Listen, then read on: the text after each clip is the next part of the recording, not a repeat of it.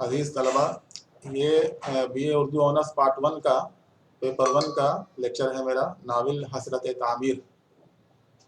جیسا کہ آپ جانتے ہیں کہ اختر اورینوی کا یہ ناول ہے حسرت تعمیر، اور یہ لیکچر ہے اس کے کردار پر۔ حسرت تعمیر میں جتنے کردار آئے ہیں اس کی کردار نگاری پر یہ نوٹس ہے، اس کو آپ دیکھ بھی رہے ہیں اور سن بھی رہے ہیں۔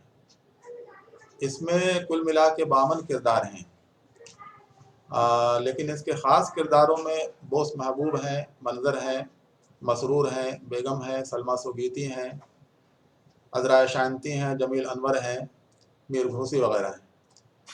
اس میں بھی بوس محبوب جو ہے وہ اس ناول کا مرکزی کردار ہے۔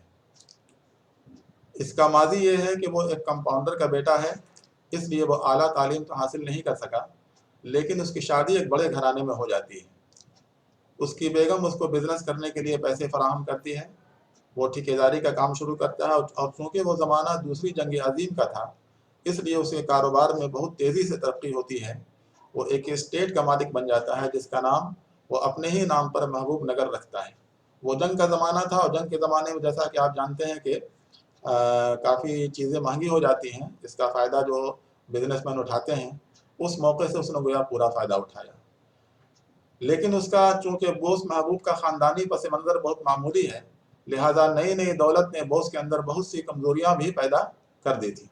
ایسی کمزوریاں جو عام طور پر نو دولتیوں میں پیدا ہو جاتی ہیں، یعنی جن کے پاس نئی نئی دولت آتی ہے ان کے اندر بہت کمزوری ہو جاتی ہے، بہت کمزوری آ جاتی ہیں، اخلاقی کمزوری، تو وہ بوس محبوب کے اندر بھی آ گئی تھی۔ مثلاً پہلے تو وہ خوش آمد پسند ہو جاتا ہے، اس لیے اس کے خاص عملے مثلاً پیارے، پنڈت، جمیل، انور، دیوان سنگھ، مجیب اور متین وغیرہ اس کی طرح طرح سے خوش آمدید کرتے ہیں۔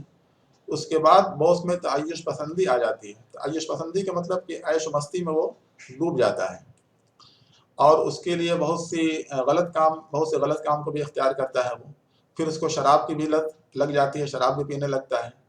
بوس نرگسیت کا بھی شکار ہے۔ نرگسیت کا شکار مطلب کہ وہ خود پسند جو انسان اپنے آپ کو پسند کرتا ہے اور اپنے علاوہ کسی دوسرے کو پسند نہیں کرتا ہے، اس کو کہتے ہیں کہ وہ نرگسیت کا شکار ہے۔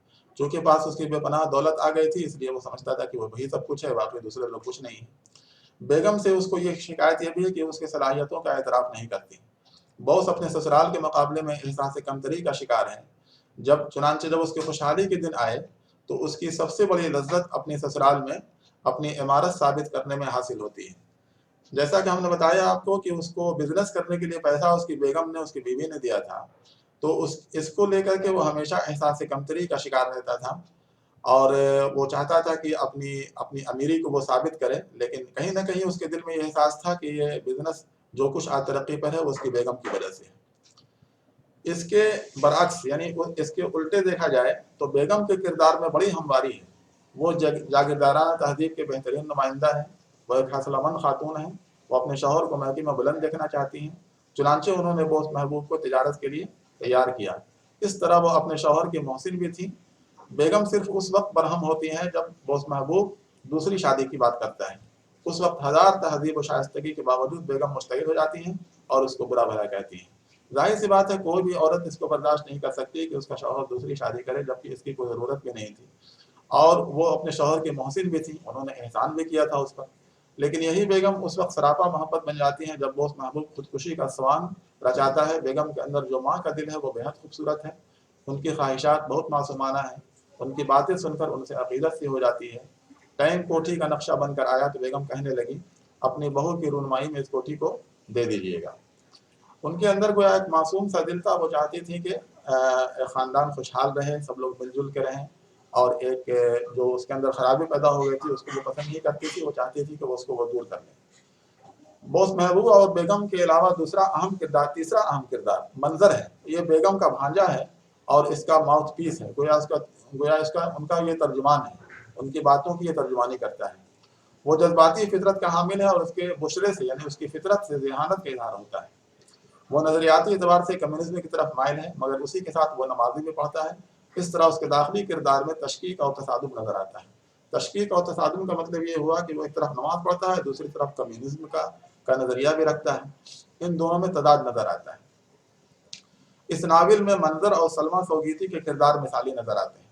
دراصل یہ دو مثالیت پسند افراد روح کی روحوں کا اتصال ہیں، اس لیے ان کی نظریں پاکیزہ تھیں اور بیشتر اوقات میں انسانیت کی فلاح و بہبود اور اس کی بقا کے مسئلے پر سوچا کرتے تھے۔ یہ دونوں آپس میں محبت تو کرتے تھے، لیکن انسانیت سے محبت کرتے تھے اور ہمیشہ انسانیت کی بھلائی کے لیے سوچتے رہتے تھے۔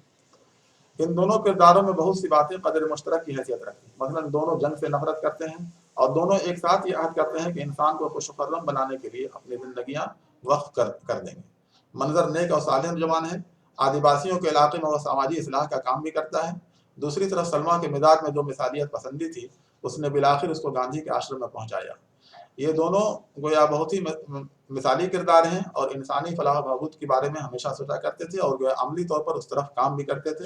اسی لیے سلما سوگیتی نے اپنے آپ کو گاندھی کے آشرم میں پہنچایا تاکہ وہاں رہ کے وہ مجبور اور مظلوم انسانوں کی خدمت کر سکے۔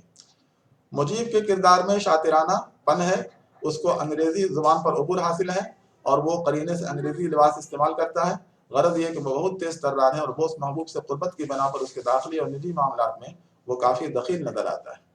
اس کا کردار مطلب ایک طرح سے دیکھا جائے تو موقع پرست ہے، یہ موقع سے فائدہ اٹھانا جانتا ہے، بہت تیز ترار ہے، گویا منفی کردار ہے۔ اختر اور علمی نے اس کردار کو منفی انداز میں پیش کیا ہے۔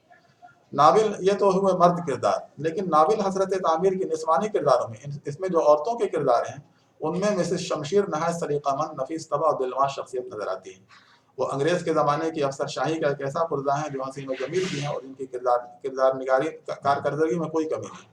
ہر چند کہ وہ سماج سے اور کسی حد تک اپنے سسرال والوں سے بھی